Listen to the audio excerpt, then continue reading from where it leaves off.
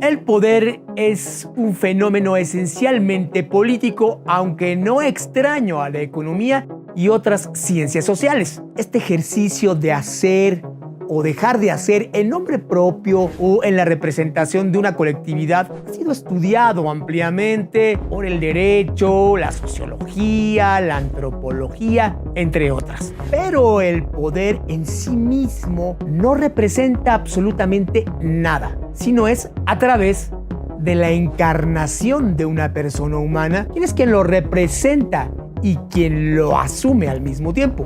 Porque todo aquel que ejerza el poder tendrá la tentación de abusar de este. Por ello, se comenzaron a crear sistemas políticos basados en pesos y en contrapesos para justamente evitar los abusos. Un dictador es quien acumula todo el poder político de facto o de derecho, es decir, un fascista, sin importar si es de izquierda o de derecha, valiéndose de todas las artimañas a su alcance para lograr este objetivo. Demagogia, populismo e inclusive ejercer violencia física o psicológica contra sus detractores. Y si bien no hay un manual para identificar a un dictador o posible dictador, sí hay rasgos generales que lo revelan. Rasgos psicológicos, pero también jurídicos. Se creen poseedores absolutos de la verdad. La suya es una visión única, no solo de la cosa pública, sino de la vida misma. Y todo aquel que no comparta o difiera de ella es en automático enemigo de este, argumentando que es un peligro para la sociedad y para el pueblo bueno y sabio que supuestamente representa. En resumen, una visión mesiánica del mismo. La creación de enemigos fantasmas. Hay que culpar siempre a otros de sus errores. Hay que culpar a sistemas económicos, a personajes políticos, a religiones para justificar sus abusos y crímenes, es decir, el ejercicio de una autoridad irracional basada en el miedo y el engaño. Porque la autoridad racional, que es lo contrario, está basada en el diálogo, en el consenso. Son los que piensan distinto los que enriquecen precisamente una nación.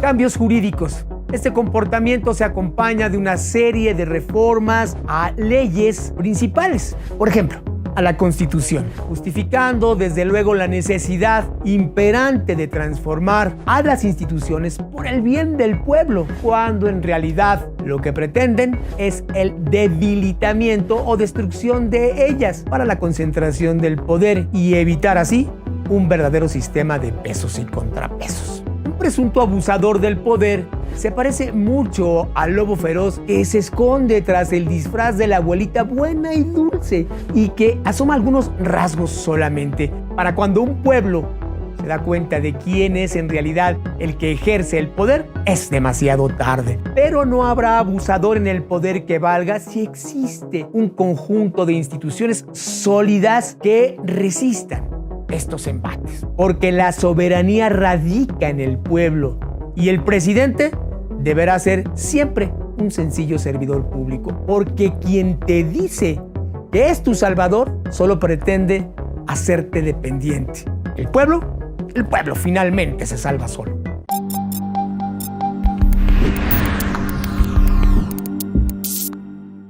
Algunos centímetros más tarde. La semana pasada precisamente mostramos las imágenes de estos padres que cerraron el circuito interior a la altura de La Raza, del centro médico La Raza, para exigir precisamente atención, para exigir que los medicamentos lleguen a sus hijos, que los tratamientos no se detengan, que no haya recortes en esos presupuestos para tener garantizada la salud de los pequeños que no están recibiendo tratamientos médicos. Israel Rivas es padre de Dana.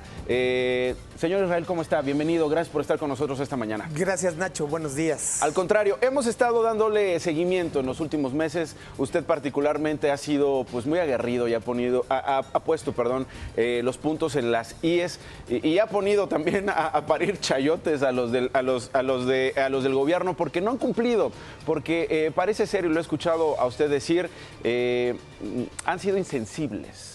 Sí, con el dolor que ustedes están atravesando y la necesidad, la urgencia en los últimos meses. Hay una profunda insensibilidad, como bien dices, Nacho. 266 días hoy se cumplen desde que comenzó este proceso de desabasto, de intermitencia, de un mes hay medicamentos, 15 días no, 2, 3 semanas sí, 4 semanas no. Hay que entender que Eso no puede ocurrir en medio de un tratamiento de cáncer. No, tan largos y tan complejos además. ¿Y cómo lo resuelven? ¿Qué respuesta les dan?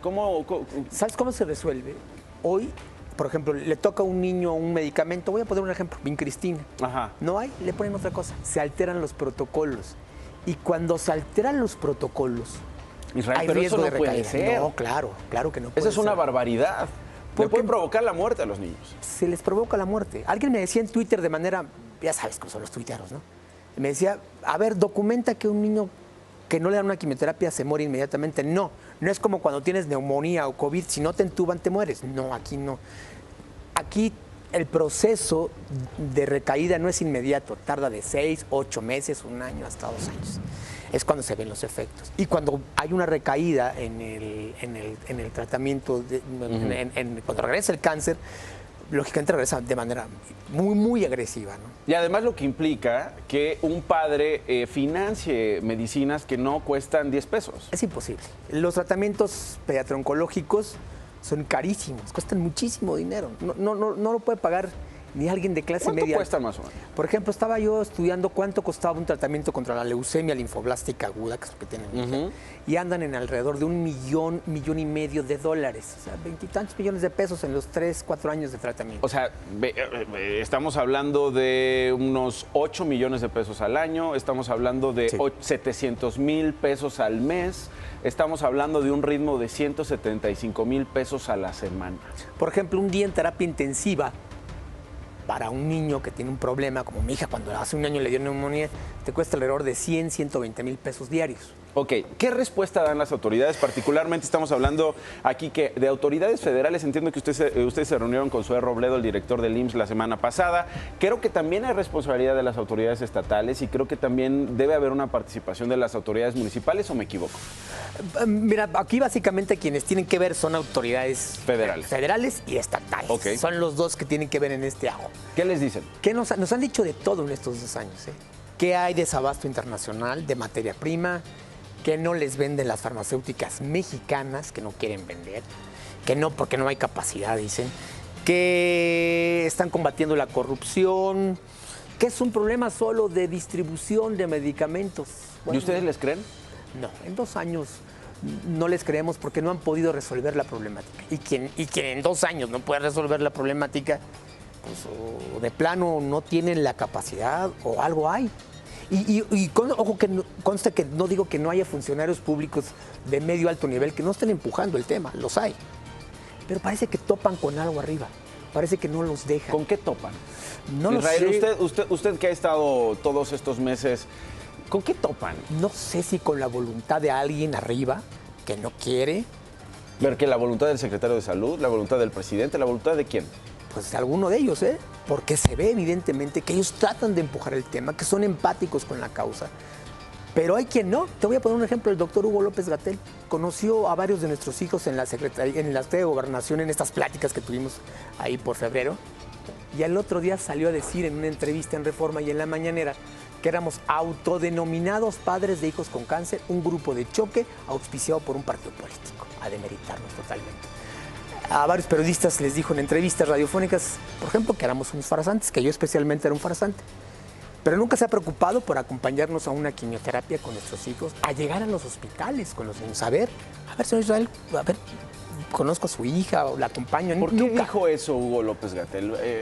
¿Qué? Pues yo creo que les duele y ven como enemigo a alguien que solamente exige un derecho. Cuando nosotros lo hemos dicho muchas veces, no tenemos enemigos. Nuestro único enemigo es el cáncer. Luego nos sale, es que los papás, bueno, son esto, son aquello. Pues en el grupo hay de todo. Pero es que ni modo que no lo exijan, no, claro. Señor Israel. Es decir, ustedes están en medio de una situación grave, ustedes están viendo a sus hijos sufrir, ustedes pagan impuestos y no están recibiendo el apoyo del Estado. Es un derecho fundamental el acceso a la salud. Y además estamos defendiendo la vida de nuestros hijos, porque de estos tratamientos depende la vida de ellos. ¿En qué quedaron con Zoé Robledo? E interesante porque justamente hoy acabamos de enviar un comunicado y saludamos que Zoé se haya sentado con las mamás de la raza. Lo que no nos queda claro es la manera en que se van a cumplir los acuerdos.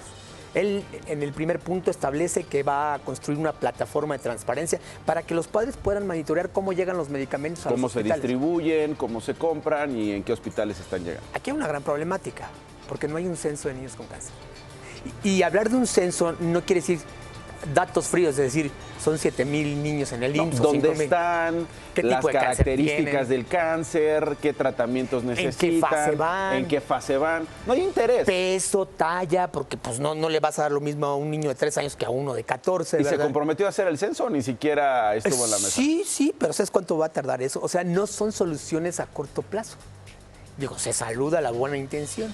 Y luego, ojo, queremos aclarar, porque me decían los papás de Tuxtla Gutiérrez, que es un instituto de especialidades pediátricas, me decían, ¿y nos beneficia a nosotros? No. Esto es solo para los niños que se atienden en el Instituto Mexicano del Seguro Social, no para los de INSABI, no para los del ISSSTE. Ok. Y entonces, a veces hay acuerdos, nosotros respetamos mucho los acuerdos de las mamás, ¿verdad? Porque pues cada hospital y cada Tienen sus necesidades, la naturaleza de las y ellos exigencias. pueden acordar, nosotros Sí. no les damos línea, no somos la CENTE ni somos Ajá. ese tipo de cosas. Y bueno, ellos pueden acordar libremente lo que quieran. Pero nosotros le dijimos, cuidado con estos acuerdos, porque no son la panacea. Vamos a ver si lo pueden cumplir. Yo y otros papás somos le damos el beneficio de la duda, pero tenemos una expectativa muy pobre acerca del cumplimiento. ¿Qué sigue? Vamos a seguir con la lucha. ¿Y qué significa seguir con la lucha? Significa ir por la ruta jurídica que nos ha funcionado, la vía de los amparos, aunque muchos padres tienen miedo de hacerlo porque se han metido muchos rumores. Y es increíble que un papá tenga miedo de exigir un derecho y de hacer valer un derecho por la vía procesal. Vamos a seguir con esa ruta que ha funcionado muy bien. Vamos a seguir con la protesta civil pacífica o la resistencia civil pacífica en todos los estados y en cada momento que no exista medicamento, pero también vamos a seguir sentados con las autoridades. Vamos a seguir dialogando con ellos, aunque el simple diálogo no lleva los medicamentos, pero a nosotros nos interesa porque si hay funcionarios buenos que nos dicen, a ver, esto está pasando, estamos empujando por aquí, y hay quien sí nos dice la verdad, nos molesta mucho que nos mientan, y nos molesta mucho que nos calumnien, que nos digan que no somos, pero sí hay funcionarios que están empujando. Entonces vamos a seguir por esas 3 rutas para seguir empujando el tema y esto se acabe lo más pronto posible. Déjenos acompañarle y déjenos Claro que contar lo que vaya pasando, los acuerdos y sobre todo espero contar cómo es que estos pequeños se van curando y cómo es que hay un acuerdo entre el Estado mexicano y ustedes, entre los gobiernos, y si no es así, lo decimos aquí. Claro que sí. ¿Le parece bien? Muy bien. Gracias, señor Israel, gracias por estar con Gracias, nosotros y seguimos pendientes. Algunos centímetros más tarde. Me gustaría aprovechar para hacer una especie de alerta, o por lo menos que quede registrado. Este tipo de generación de narrativas de golpe, a veces se ha conectado en Latinoamérica, en la historia de Latinoamérica, con golpe, Sí, golpe claro. de Estado. Sí, claro, por supuesto. Y esta idea de los niños con cáncer que no tienen medicamentos, cada vez lo vemos más posicionado como parte de una campaña más allá del país, Sí, claro. de los grupos de derecha internacionales que están buscando crear esta ola de simpatía en la ciudadanía mexicana, ya con una visión casi golpista. Es que es de manual, y es de manual en varios países. Así es.